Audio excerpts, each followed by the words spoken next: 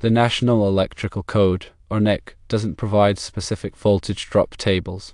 This is because voltage drop is a design consideration that needs evaluation based on the specific application and the requirements set by the authority having jurisdiction.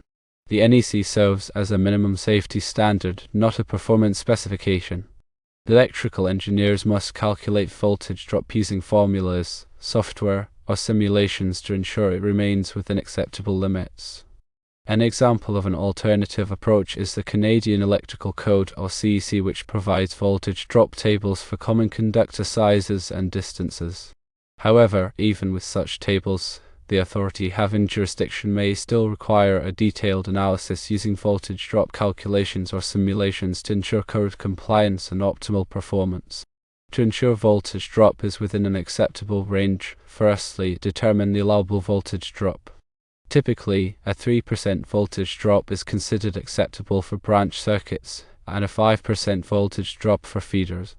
Secondly, calculate the voltage drop using the following formula: voltage drop equals 2 times the length in feet times the current in amps times the impedance in ohms per foot, divided by 1000. The impedance value can be obtained from cable manufacturer data or engineering handbooks.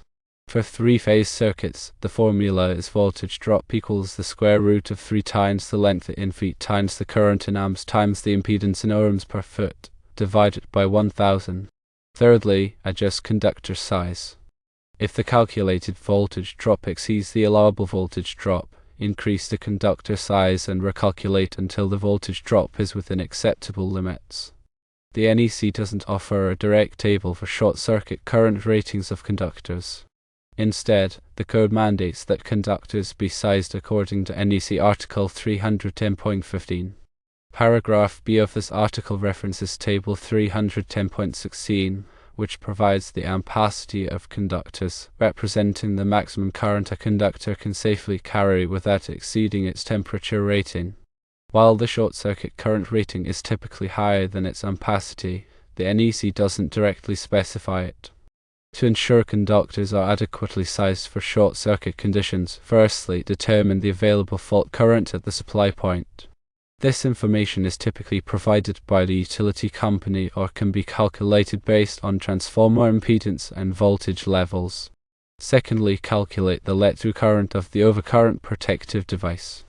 This value represents the maximum current the protective device will allow to flow during a short-circuit condition.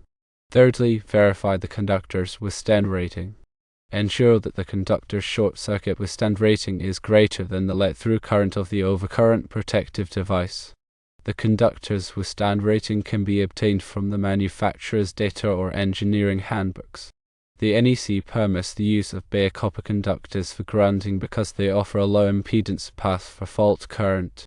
This low impedance is crucial for quickly clearing ground faults, thereby reducing the risk of electrical shock and equipment damage.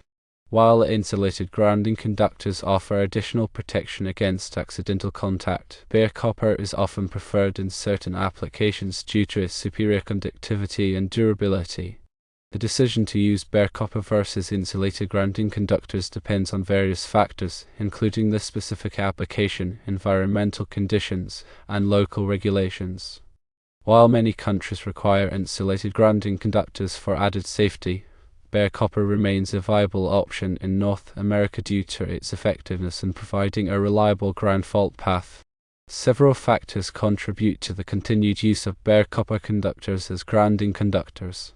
Firstly, conductivity.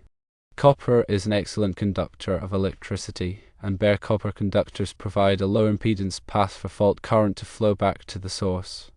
Secondly, cost effectiveness. Bare copper conductors are typically less expensive than insulated conductors, making them an economical choice for grounding applications. Thirdly, durability. Bare copper conductors are resistant to corrosion and physical damage, making them suitable for use in harsh environments. Fourthly, code compliance. The NEC specifically permits the use of bare copper conductors for grounding, provided that they meet certain requirements. In summary, while alternative grounding methods exist, bare copper conductors remain a common and effective choice in North America due to their conductivity, cost-effectiveness, durability, and code compliance. Additional resources like the National Electrical Manufacturers Association, or NEMA, and the Electrical Generating Systems Association, or ICSA, offer guidelines on conductor sizing and design considerations.